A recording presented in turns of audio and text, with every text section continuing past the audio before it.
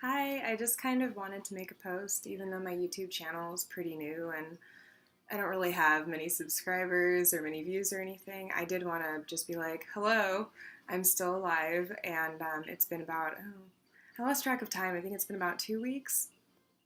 And the reason why I haven't posted anything is I've actually been sick during that time. So it was kind of like I had my back surgery back in December, and then I realized I was probably miraculously almost healthy enough to go back to graduate work part time because I'm starting thesis. So I was kind of like, I can't do thesis full time, so part time.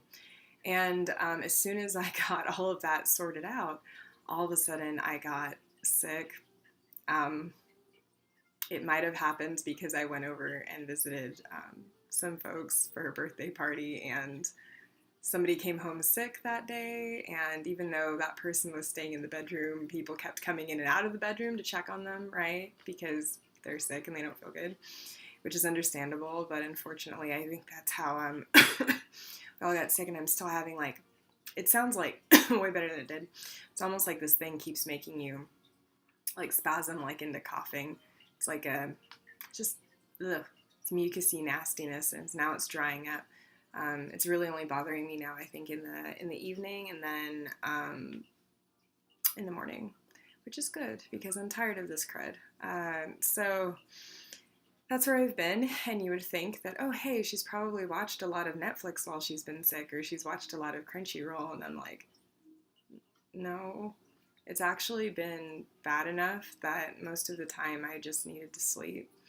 Or if I wasn't sleeping, I was up kind of watching TV and with my family, like with my mom, who's older and stuff, and just keeping her company. And then it, we all got sick, so at first it was like nobody wanted to cook for anybody in the house. I don't know how it is for you all, but it's like at first everyone's like, oh God, somebody in the household's sick, and then they just want to be like, we care about you, but away from us. And then eventually everybody gets sick, and then it's kind of like, okay, now it doesn't matter if you're cleaning the dishes or if you're making food or not, because now we're all sick and it doesn't matter. So and then so I went ahead and went back to doing some of my basic things like that, like cooking, cleaning, kind of thing, which I have help with. It's not just always me. In fact, ever since back surgery, I've been kind of bad about that. I'm now finally getting back in the groove. So yeah, I was sick. It had like, it was weird. We thought it was a flu, and we're still not sure if it was a flu because by the time one of my family members went in to go and see what it was, it was like almost gone because the feverish part had ended, which lasted quite a few days. But by then they just had bronchitis, just had. So I think all of us are kind of still have a little bit of that crud in our throats and in our chest. So, long story short, take care of yourself this winter. I mean, like, just in general, as you're able, because I know some of you aren't as able, and that's okay. Um, I think I ended up getting it because I'm recovering from surgery still, and I think it makes it maybe last a little longer. I mean, even so, the family members that in the house that have it still kind of have it, and then the people we caught it from, I think, only recently got over it. So it takes like 2 weeks, maybe even 3. And so yeah, I signed up to continue my classes, and then it was like, boom, you're gonna get knocked on your ass, and I'm like, uh, really?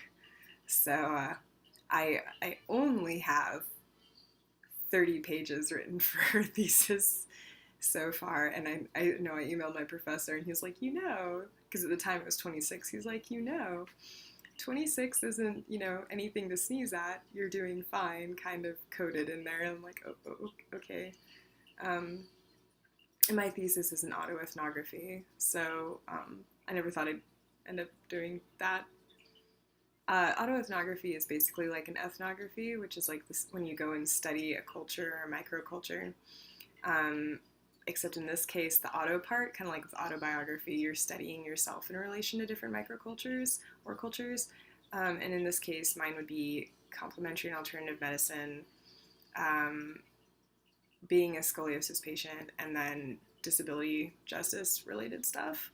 And now it's also because of just inevitably like how you examine that kind of journey. It also is like related to the healthcare system and here in the United States and stuff like that. So people be like, oh, well, what's the point of doing that for academic research? And I'm like, well, it's pretty important to do if you have a group of people who aren't very well documented or represented by mainstream academia. So I think a lot of the pioneers of autoethnography came from the ethnic studies department or women and gender and sexuality studies.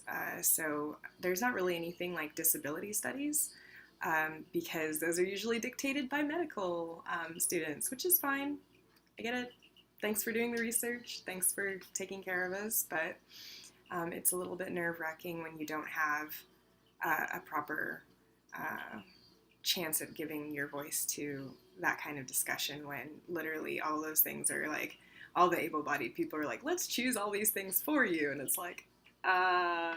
Okay, yeah, sorry. One of my family members was like, hey, and I'm like, hi, I'm making a video. So anyway, yeah, so it's probably best that he interrupted me anyway. I was getting on an angry tangent. But there are groups that are trying to lobby for that are actually representative of, or at least attempt to represent disabled people, which is a very broad and very diverse group of people. So I think that's both beautiful and very challenging because there's just so many different kinds of needs and adjustments that need to be made in order for people to be able to more fully participate in society or fully participate in society to the best of their ability.